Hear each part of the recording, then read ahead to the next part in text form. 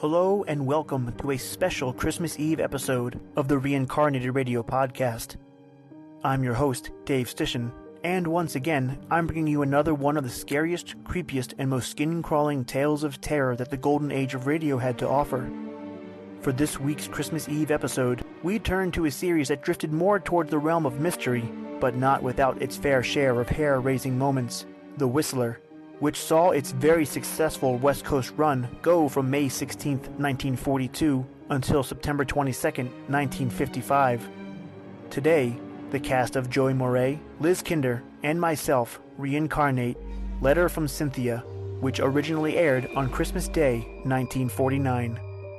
So turn off the lights, gather round, and if you get scared, just remember, these tales scared your grandpappy first, and enjoy the Reincarnated Radio Podcast.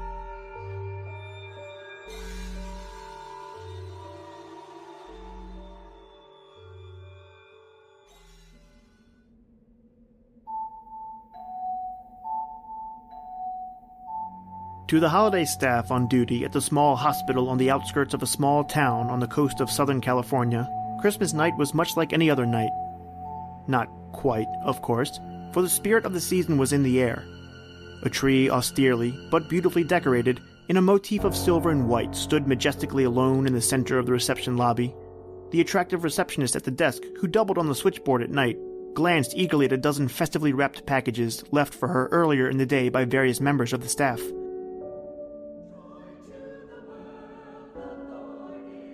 From the church across the street, the soft melody of a Christmas carol floated through a half-open window on the far side. The sound of footsteps ascending the stairs on the right caused the girl to glance up, as one of the newer doctors who was serving his internship strolled casually to the desk. Thought I'd come down for a little breather. Kinda slow tonight, Patty. Is that bad for Christmas night? What do you want from Santa Claus anyway, Dr. Andrews? A couple of emergency appendectomies? No, I didn't mean that. I just meant it's kinda... Ah, sure, I know, and it suits me fine.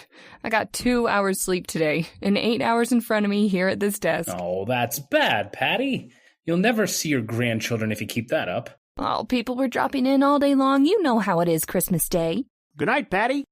Hope you had a nice Christmas. Oh, I did, Dr. Peters. Thanks for the nice present. You're welcome. Good night, Doctor. Night, Doc. Good night, Neil.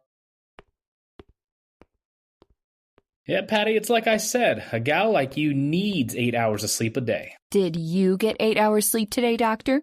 10. You would. You know, you're an odd man, Dr. Andrews. Odd? Well, how do you mean? I mean, I don't know. You act like there's something bothering you. Like there's something on your mind all the time. Well, maybe there is. Well, everybody has things on their mind.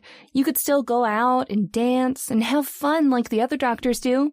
The single ones, I mean. Too busy. I'm still an intern, you know. You make it sound like a sentence. Yes? Outside line? Yes, sir. Oh, here, doctor, I almost forgot. A letter. When did this come? I don't know. I just came on duty 10 minutes ago. Why don't you open it? Why, Dr. Andrews, your hands are trembling. I believe your viewpoint has changed already. Yes, Neil, your hands are trembling as you recognize the handwriting and read the return address on the envelope. The address of lovely Cynthia Walker. She's out of your life now, isn't she, Neil? No, she'll never be out of your life, will she? You're just out of hers. You walk across the lobby, choose a chair near the light, and stare into space for a moment, the memory of that last moment with Cynthia crowding every other thought from your mind. It isn't pleasant to recall, is it, Neil?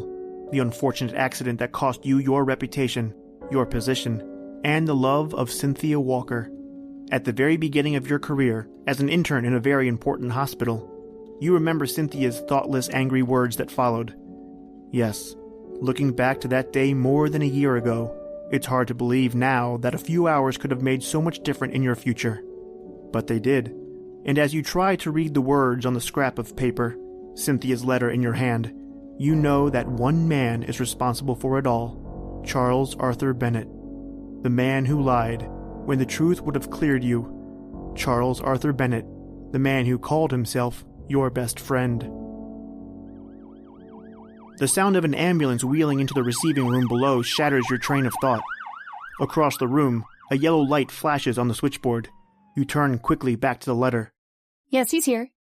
Yes, certainly, Doctor. Yes, Doctor, I'll make out the registration card right away. Oh, Dr. Andrews. Yes, Pat? Admitting room? No, Miss Stevens is busy. 412 has had a relapse. They're taking the emergency to the 3rd floor. Dr. Graham wants you to go to the 3rd floor drug room. What kind of accident? Car crash. Traumatic and hemorrhagic shock. Patient very weak. Dr. Graham wants you to prepare injections of fentanyl and atropine. Take them to the operating room, 3rd floor. Right. I was afraid we might have one of these before the day was over. Did you get any of the details? No, only that it was an automobile accident. Man's unconscious, but according to the identification card in his wallet, his name is Charles Bennett, salesman. Who did you say? Bennett. Charles Arthur Bennett. Los Angeles.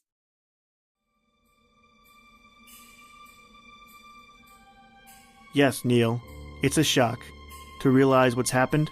For more than a year, your resentment of Charlie Bennett has smoldered, and now the girl at the switchboard tells you he's here in the hospital where you're now interning, the victim of an automobile accident, that you have to prepare the drugs that might save his life. Might save his life. As you hurry up to the stairs along the hallway to the laboratory, your thoughts go back to that night more than a year ago. The circumstances were quite different then, weren't they, Neil?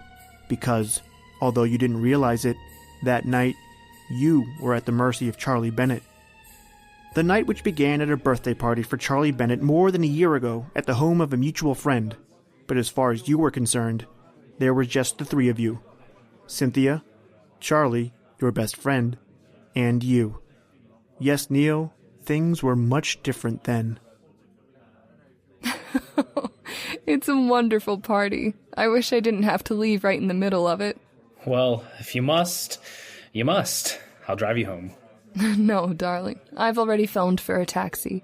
Now, this is the first time you've been off duty from the hospital in a long time. I want you to stay here and relax. Have fun. Okay, but I might get into trouble, you know. I trust you. You're a big boy now, or I wouldn't have told you I'd marry you. Did you tell Charlie? No, not yet. I'll tell him tomorrow. I don't want to seem conceited, but telling him tonight that I'm going to marry you, it just might spoil his birthday party. Yes, it would. By the way, where is Charlie? Oh, he's around.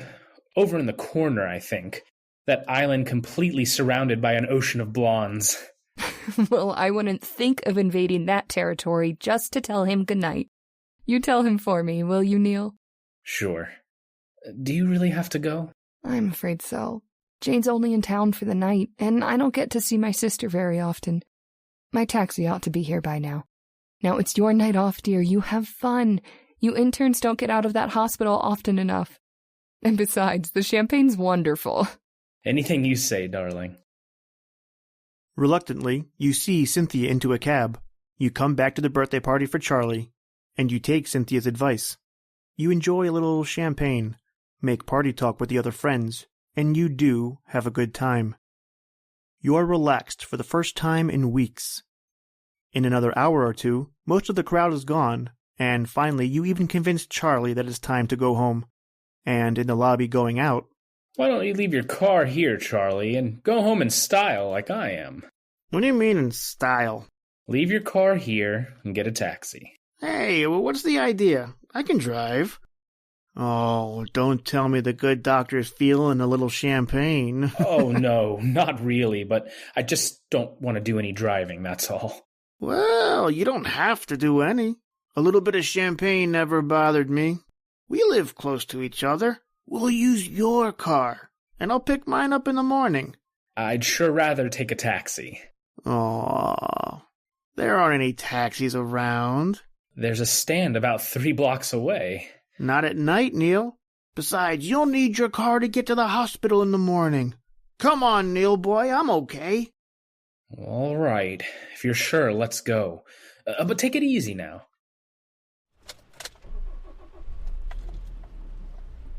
Once in the car, you make one more effort to talk Charlie out of driving, but to no avail. You're getting a little weary of the slight argument, so you let him drive your car. After the first few blocks, you decide you have nothing to worry about. Charlie seems to be driving satisfactorily. Slightly over the speed limit, but everything seems to be alright. Until he suddenly turns a corner sharply. That's the last thing you remember for a while. When you open your eyes, you feel a dizziness, a dull pain at your temple.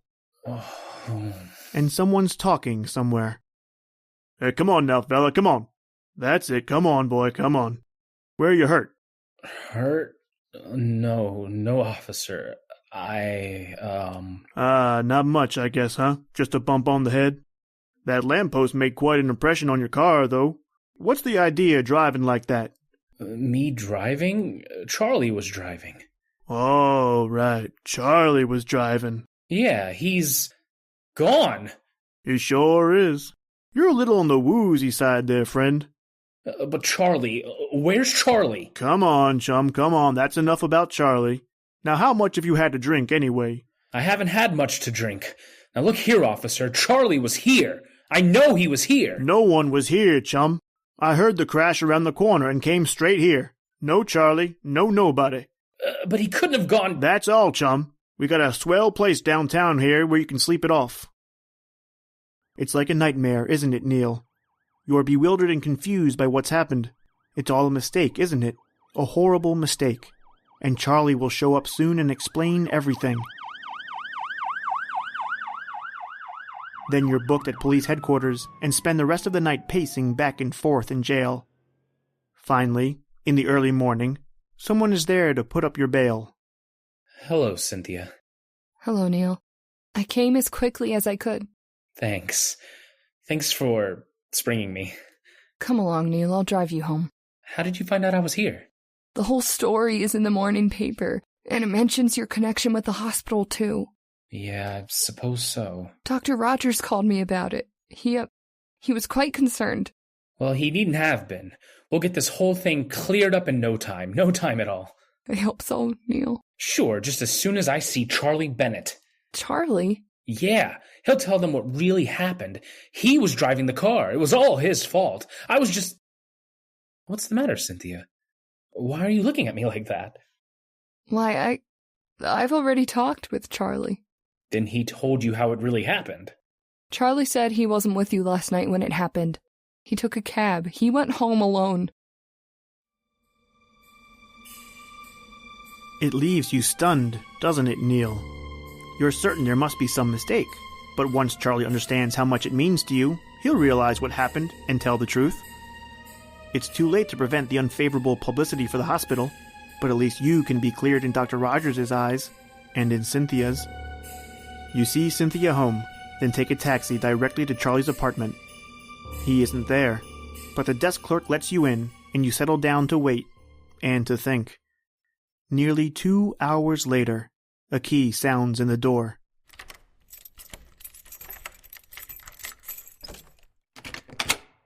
Neil!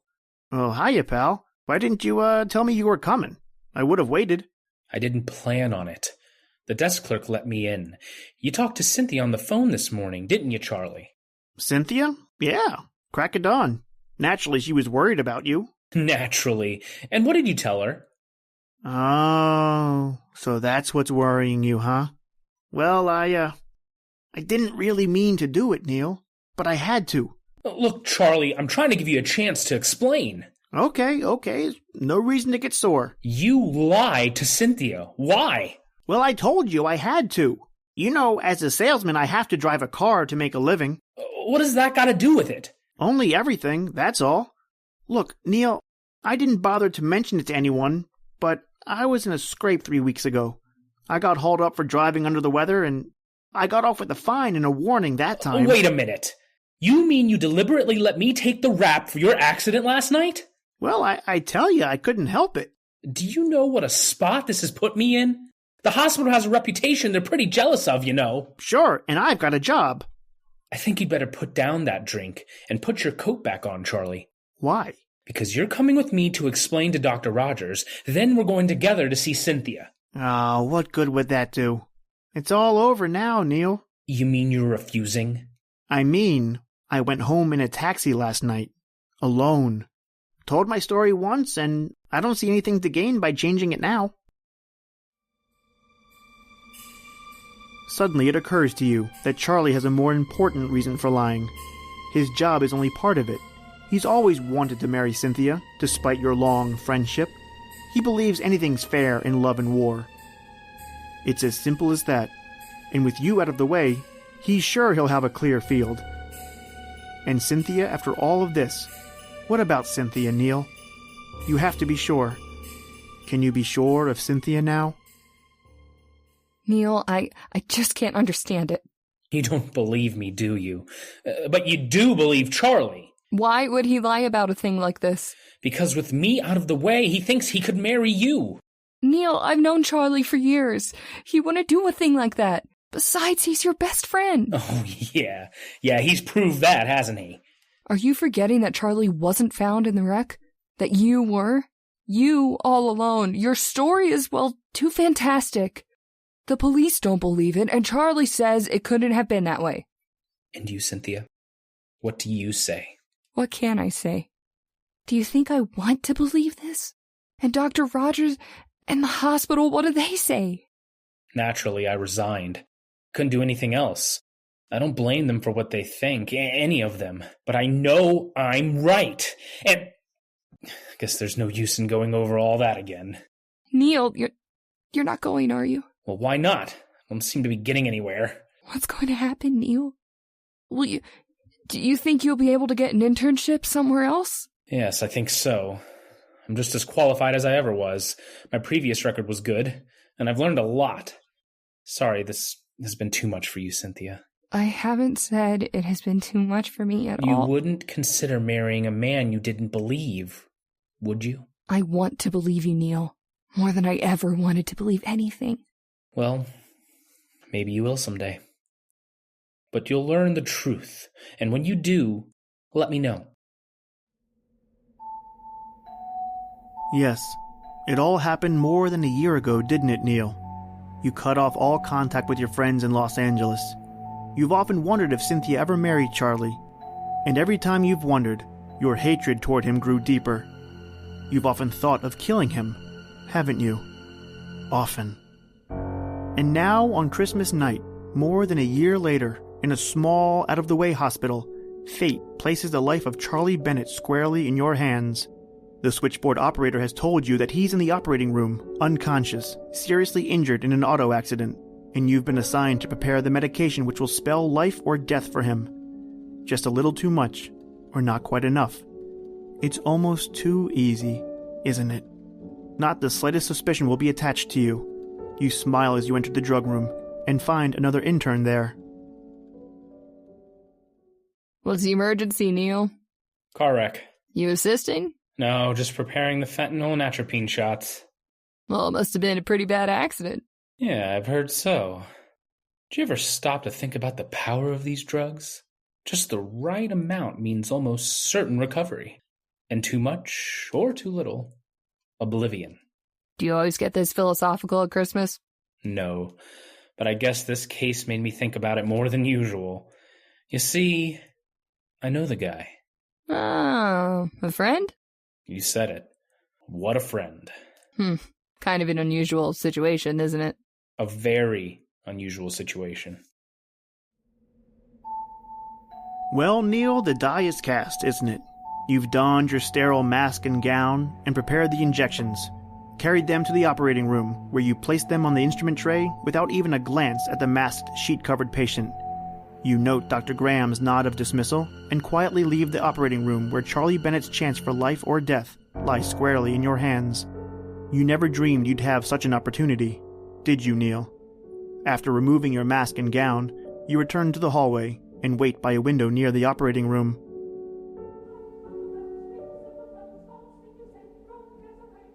As the melody from the church drifts in through the partially open window, you wonder whether you're glad or sorry of what you've done. Then you remember the disgrace Charlie Bennett brought on you, your shattered hopes, the happiness you might have had with Cynthia, and you know the answer. Even if you could, you wouldn't change the situation in the slightest. You pause under a ceiling light and decide to finish Cynthia's letter. And now, as another Christmas approaches, I realize how hasty I seemed in my judgment. Suddenly, your heart beats faster as you realize that she's still Miss Cynthia Walker. You can almost hear the words as the melody of her voice haunts your memory. But you were even more hasty in your action. Your sudden, abrupt leaving, not letting me know where you were. I know now how wrong I was to doubt you. But even when my doubts were deepest, I loved you. You told me once a woman loves in spite of a man's weakness, not because of his strength. Remember, Neil? Well, so it was, and is, with me and you. I haven't changed, and I can't believe that you have. Merry Christmas, Cynthia. You turn away and stare out the window. Suddenly you're horrified and ashamed that you, a doctor, bound by the sacred oath of Hippocrates, have allowed your hatred of Charlie Bennett to bring you to the point that it did. Finally, the door to the operating room opens. The still form is wheeled silently past you. You continue to stare out the window. You light a cigarette and wait for Dr. Graham to emerge from the operating room. As he opens the operating room door and enters the hallway, you slowly walk towards him. How's the patient, Doctor? Well, the patient's going to be all right. Glad you were around. Fentanyl's a godsend. Now, may I have one of your cigarettes there, Andrews? Oh, sure, Doctor. Thank you. Wish fentanyl had been available when I first started practice. As a matter of fact, I wish I were young like you. Just beginning.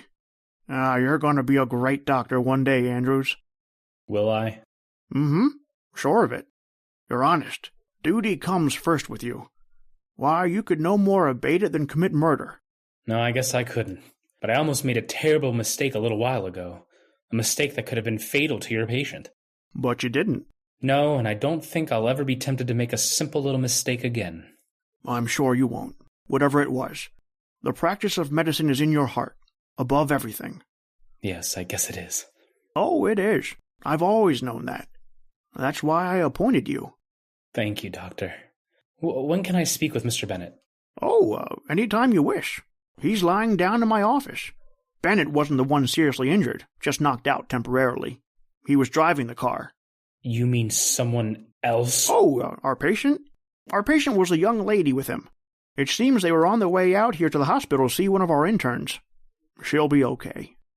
Doctor, who was she? Well, her name's, Walker. Cynthia Walker.